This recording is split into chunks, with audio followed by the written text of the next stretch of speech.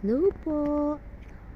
Nandito na naman po ang inyong nona as usual. At ito nga po, ngayon ko lang po naisipan na i-feature ang bulaklak na ito.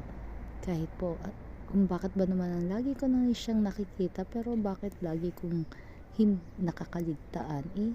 Kasing ganda din naman siya, no? Tulad ng iba. Ayan naman, white lang siya. And yellow. Ayan. Ganda naman po, di ba? Cute.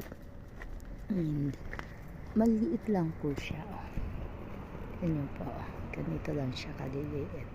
Malaki pa yung kuko ko ng hinlalaki kisa sa kanya sa isang bulaklak. Pero ang cute nila, oh. Yan.